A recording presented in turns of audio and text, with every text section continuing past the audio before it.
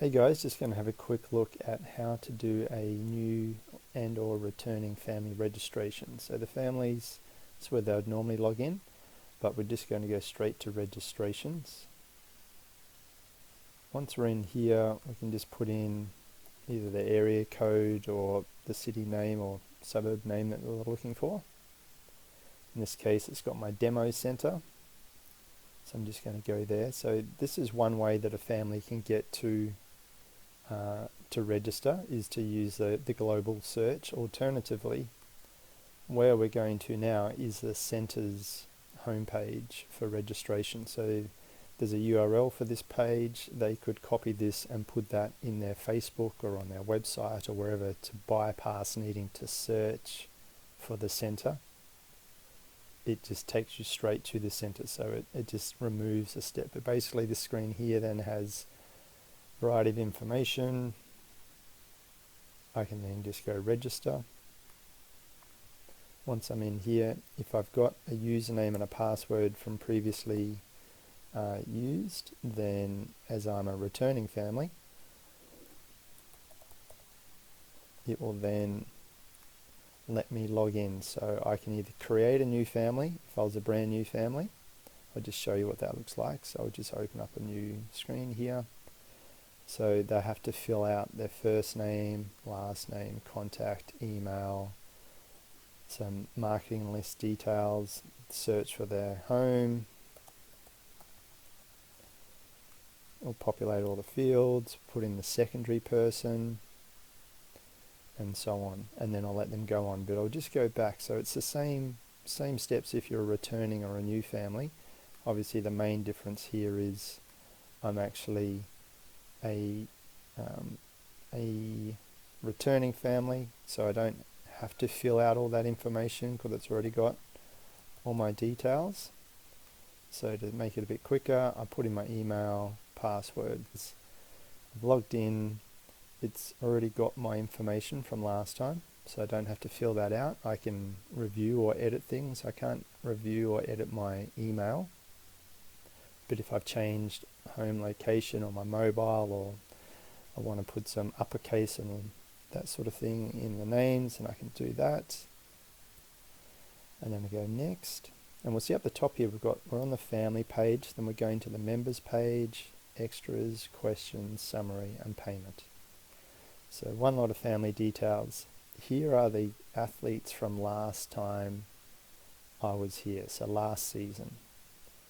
If any of these athletes are wanting to compete again, great. I can go and put in the club and just edit them in, so it's got all their information. I can't change their date of birth, and I can't change their age group because that's all tied off based on date of birth and age group are just determined by the system. If I did need to upload a proof of age document or a classification, as in they're an athlete that has got a specific classification due to the class that they are competing in. Obviously if they've changed schools, I do need to select a club.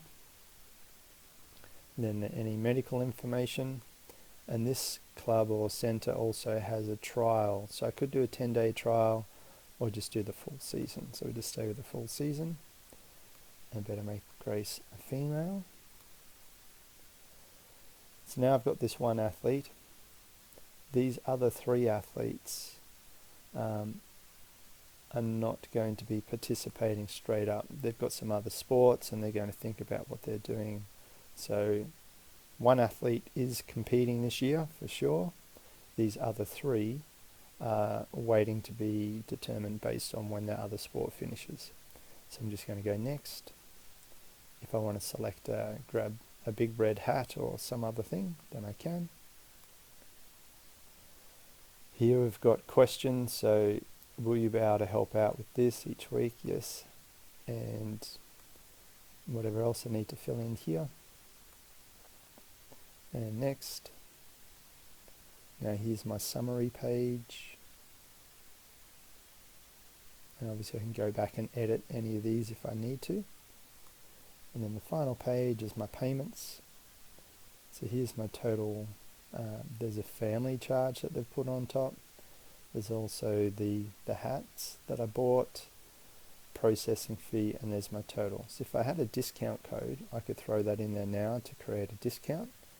Alternatively, I'm happy with that. I've got these other options. So if I'm just going to do a cash EFT, then I can do it this way, and then I have to go and process a payment to the center after this.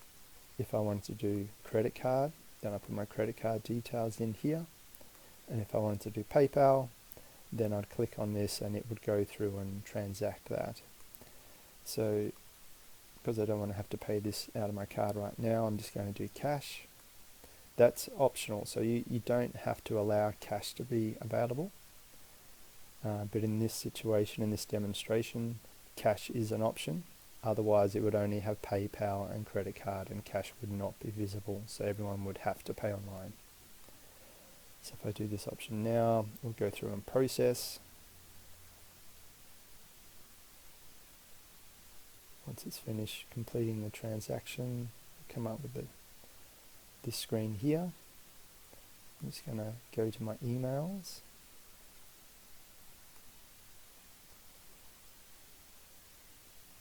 And something should bounce in from my emails in a second.